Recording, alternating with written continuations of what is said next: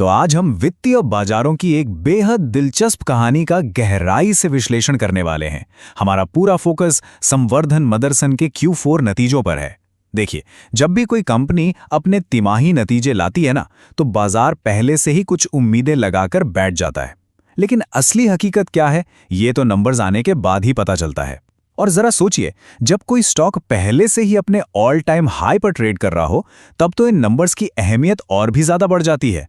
संवर्धन मदरसन के साथ बिल्कुल यही हुआ है। आंकड़े आ चुके हैं और आज हम इन्हीं आंकड़ों की परतों को खोलेंगे और समझेंगे कि क्या ये नतीजे सिर्फ अच्छे हैं या फिर इन्होंने वाकई बाजार के सारे अनुमानों को पूरी तरह से चौंका दिया है।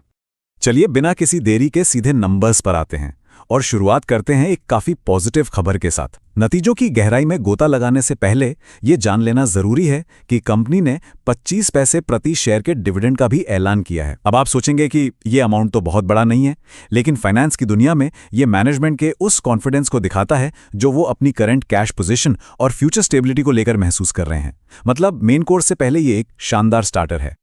अब बात करते हैं टॉप लाइन की, यानी रेवेन्यू की, और यहीं से बाजार के अनुमानों की टूटने का सिलसिला शुरू होता है। अगर हम इस तुलना को देखें तो तस्वीर एकदम साफ हो जाती है। मार्केट और एनालिस्ट का एस्टिमेट था कि कंपनी इस तिमाही में करीब 32,000 से 33,000 करोड़ रुपए के बीच रेवेन्यू जनरेट करेगी।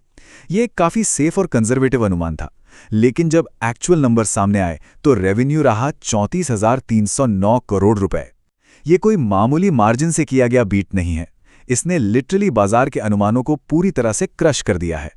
ये साफ दिखाता है कि कंपनी की ग्रोथ की रफ्तार मार्केट की एक्सपेक्टेशन से कहीं ज्यादा तेज है। और सबसे अच्छी बात यह है कि ये ग्रोथ कोई एक दिन का चमत्कार नहीं है। यहाँ एक बहुत ही सॉलिड ऊपर की तरफ जाता हुआ ट्रेंड दिख रहा है। पिछले साल इसी तिमाही में रेवेन्यू 29,316 करोड़ रुपए था।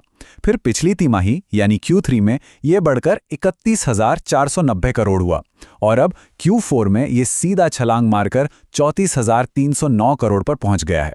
इसका मतलब है कि साल दर साल के हिसाब से 13% का जंप और तिमाही दर तिमाही के हिसाब से भी 10% की जबरदस्त ग्रोथ। ये एक ऐसे हेल्दी बिजनेस की निशानी है जो लगातार ग्रो कर रहा है। अब रेवेन्यू बढ़ा है तो जाहिर सी बात है खर्चों पर भी बात होनी चाहिए। चलिए तिमाही खर्चों पर एक नजर डालते हैं। अगर हम खर्चों के इस पैटर्न को देखें तो पिछले साल खर्चे 28,313 करोड़ थे, जो पिछली तिमाही में 30,280 करोड़ हुए और करंट तिमाही में 32,355 करोड़ हो गए।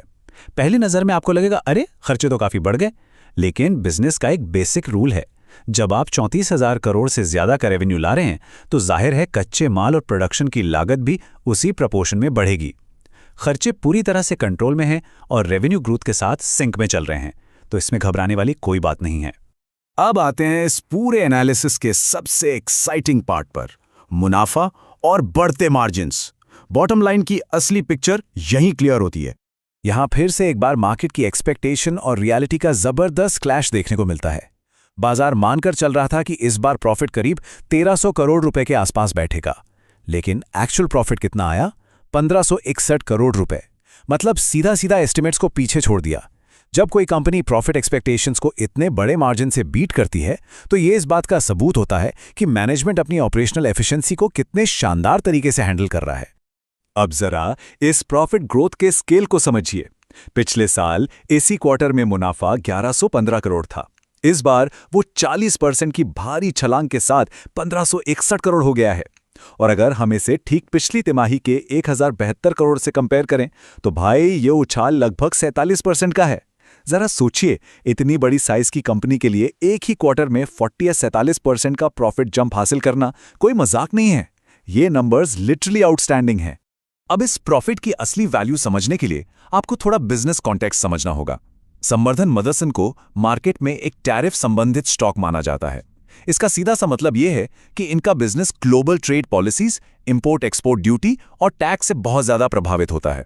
अब होता क्या है कि ऐसे बिजनेसेस में मार्जिन का प्रेशर हमेशा बना रहता है। बाहर के टैरिफ्स इनके प्रॉफिट मार्जिन को कम करने की कोशिश करते हैं।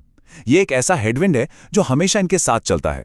और बस यहीं से समझ आता है कि ये नतीजे इतने स्पेशल क्यों हैं। इन तमाम टैरिफ चैलेंजेस और मार्जिन प्रेशर के बावजूद कंपनी ने अपने मार्जिन्स को गजब तरीके से एक्सपैंड किया है।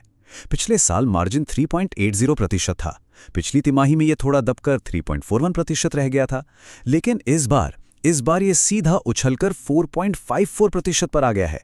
इसका सीधा सा मतलब है कि कंपनी सिर्फ वॉल्यूम में ही नहीं खेल रही है, बल्कि वो अपनी हर सेल पर पहले से कहीं ज्यादा मुनाफा भी कमा रही है। ऐसे टफ एनवायरनमेंट में मार्जिन का ये एक्सपेंशन एक बहुत बड़ी जीत है।